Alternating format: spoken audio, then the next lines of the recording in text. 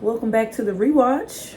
It's me, Kay, and we're here to discuss season 2, episode 9, Hard Place. I'm just gonna start with Damon because, wow. Okay, as y'all know, Hard Place was the episode that Damon's father died. Also, that just brings back the memories that the same night Billy Baker died on All American. So, All American, why y'all do that? Why did y'all do that? Like, why y'all do that? But anyway, so I didn't realize that while Damon was on the bike,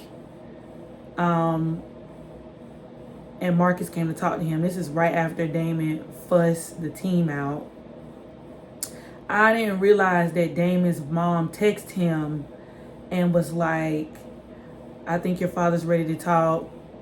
I'm going to send you some tickets for you to come home to Chicago for a couple days. So Damon had already talked to his father prior. Speaking of his father, I probably didn't mention this in my initial review, but the dude who was playing Damon's father, if we got any Girlfriends fans, that's Davis, who owned the restaurant that ended up becoming the J Spot. But anyway, so Damon had talked to his father before that scene, and his father still thought that he was in high school or whatever. And so Damon was kind of disappointed with the conversation. And, you know, throughout, since finding out that JR's parents are his biological parents, Damon has been going through this phase of trying to find out the truth about his father and wanting to hold his father accountable. But because his father has dementia, he's not able to do that because his father does not remember. And so Damon tries to talk to his father on days when the nurse tells him that his father is having a good day. And so I didn't realize that Damon's mom had sent that text message to him and that he was on the way. Basically, when the series, them playing South Carolina Central, was over, Damon would be going back to Chicago to visit with his father. I also didn't realize that the reason why Damon was so hard on his team was because of the conversation that he had with his father, which brings back that conversation that Damon had with Coach Marcus in the student union when he was about to eat his burger. Coach Marcus was like, Damon, what's really wrong with you? Like, can you just, tell me what's going on? And so then that's when Coach Marcus kind of gets Damon to reaffirm that the reason why he was so hard on his teammates was because of the conversation he had with his father, and it really affected him mentally. Just going, like, it's just becoming like a full circle moment, especially because I know what's going to happen in episodes coming. It's just the simple fact that this whole time that Damon was holding his father accountable, his father ended up taking accountability years ago in this letter that he had wrote Damon. Eventually, that's when we get to see Simone tell Damon about the letter and everything like that. And so it was just interesting to see, like, all of this play out to the point to where we are now. It's just like the story was building. But of course, like, when we were watching it the first time, we wanted the answers and we wanted them right then. But, like, it just is what it is. And so with Damon now, Coach Marcus Damon ends up sharing his whole story with Coach Marcus. He shares it with two people. I didn't realize how much, I knew it, but I just didn't realize how much and how close Damon was with Coach Marcus. I knew, like, it mattered. Like, when Coach Marcus left, it impacted Damon's decision to stay at Princeton. But it's just the simple fact that, like, even with sensitive matters, like, outside of him being a player, like the situation with his mother and his father and the whole thing with JR and his parents, besides Simone being there, Coach Marcus was really there for Damon. Like, Coach Marcus was Billy. Oh my God. Oh my God. Coach Marcus was literally Billy Baker. Like, and I didn't realize, like, Coach Marcus is like becoming that father to Damon. Wow. But yeah, so of course Coach Marcus was there to tell Damon that right before Damon was about to leave to go. I just didn't realize that when Damon was packing to go to Chicago, it was because his mama had already sent him a text and that these were already plans made. And so it's just the fact that, like, since he was on his way to Chicago, Coach Marcus comes in there to tell him that his father has died. And so he was on his way to Chicago anyway. And so he ended up having to go to Chicago because of his father's homegoing service. And it's just the fact that, like, that dementia affected Damon's father so early because JR's parents are still really young. Like, they all went to school together. They all knew each other. So, like, it was just so sad that his father died so young. Kind of like Billy Baker. But, okay. I had 4 things I want to talk about. Okay, so Damon is out the way. I didn't realize how much Thea's storyline and Spencer's storyline was kind of synonymous, because after Spencer got shot on All-American, even when Spencer was cleared to play, he still had problems with, like, his arm going numb, and he still wasn't able to catch and to perform at his highest level because of this mental block that he had with, you know, his reality versus his performance. And he ended up coming to realize, like, that he was holding something against Coop. And so he ended up having to go see a sports psychologist, which helped him to understand his feelings. That way, you know, dealing with his mental wouldn't affect his performance on the field. And the same thing kind of happened with Thea. Like, after Thea's injury healed and Thea was cleared to play, Thea had a hard time serving. And so even though she could throw the ball up and her body was telling her to swing, she had a mental block and she couldn't do it.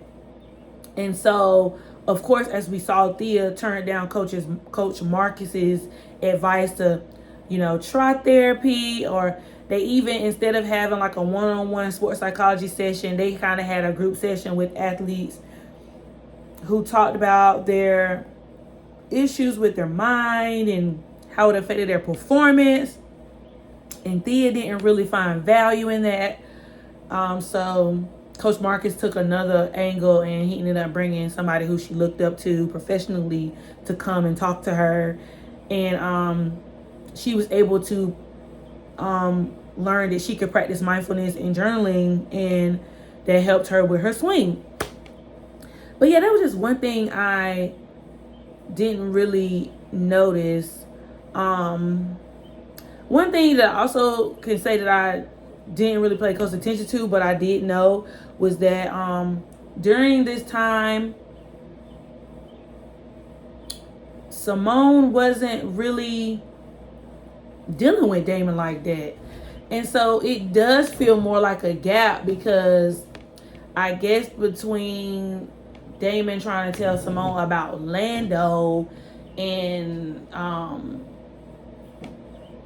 Simone never really, after Simone kind of chewed Damon out about Lando possibly being the person to leak the tape, I did realize that Simone never went back to apologize Damon for how she talked to him, because Lando was the one who did leak the tape, and Lando did admit it, and she didn't ever go back and say nothing to Damon about it, which I found was funny, because I do feel like when something happened between Simone and Thea,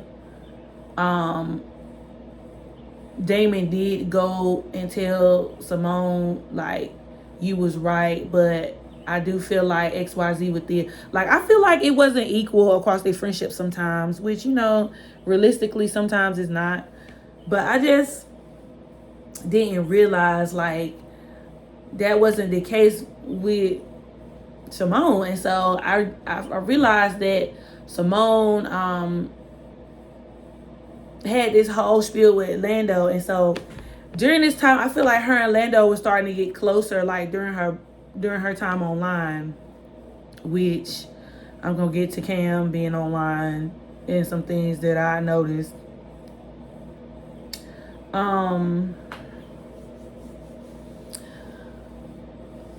And Simone, it was nice to see like Simone and Lando, even though I wasn't necessarily, and I still am not the biggest fan of Lando. It was nice to see Lando and Simone kind of like give each other a push. Well, she had already given him a push, but now like while she was online, Lando was giving her a push. And so yeah, it was nice to see.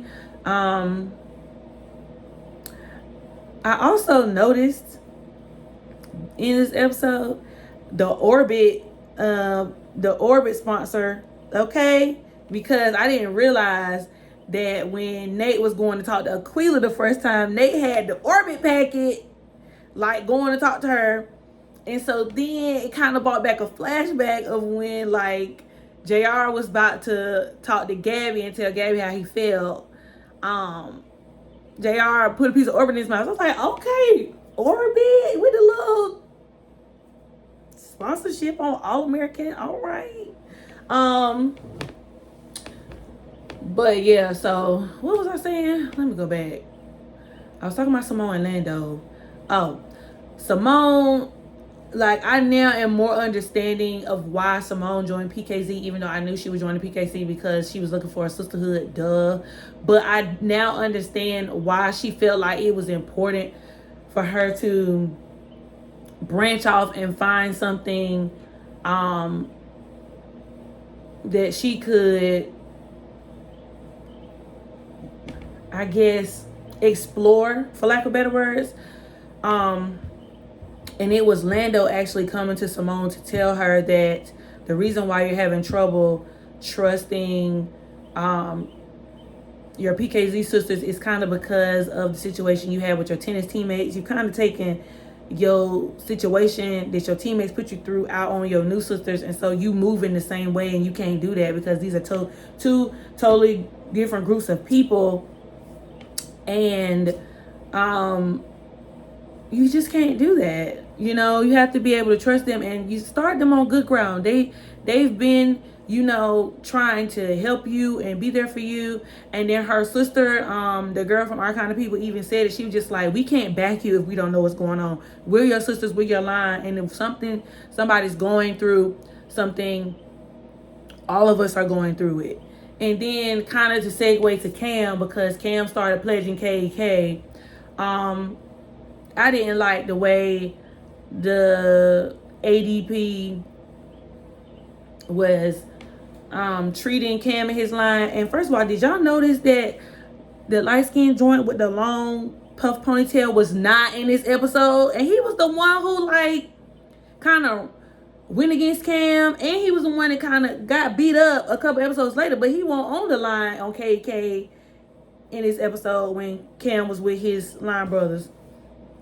But yeah, but like it was just the fact that like Cam, I like the dynamic Cam has with Gabby, and it's the fact that like Gabby is real, and so she went and talked to JR about what was going on and was like, JR, this is not cute.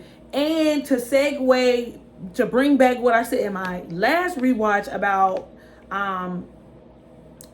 people going through a process and then putting somebody through that same process, even though the process was harmful to you. JR ended up telling his ADP that after Gabby told him that, he was just like, just because y'all went through certain things, that process was not okay. It wasn't okay. It shouldn't have been done. And it's not okay for you to put your pledges through that same process. And with that guy calling Cam aneurysm boy, I'm just like, Cam going through that experience and losing his whole career of football and all that stuff was traumatic enough, let alone for him to have to be reminded of it and being called aneurysm boy while he online and having somebody who he barely know treating him any kind of way. That's craziness. And it was just like when Cam even went back and got his little breakfast burrito or whatever. He went and got it, and then he was like, it's cold. And Cam was like, well, if I didn't have to walk, you know what I'm saying, it would have been warm. And then he smacked like saying, like, that was just uncalled for. Now, I was here for him, you know, I was here for JR making Cam sing and, you know, playing with him. Because I feel like harmless stuff like that, that's fine. But, like, making somebody clean the toilet with a toothbrush, why? Like, that absolutely has nothing to do with crossing KEK. Like, all the unnecessary hazing that Greeks be doing, it don't be called for. Just have somebody be called your brother or your sister. And I think that was 1, 2, 3. I thought I had one more thing to talk about, but I think I said it. I think I said them all.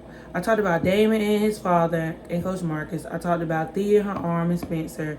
I talked about Lando and Simone pledging. And I talked about Cam and not doing... So, yeah, that was all 4. So, yeah, y'all. That's everything I noticed in episode 9, Hard Place. So, we will be moving forward to episode 10. So, stay tuned.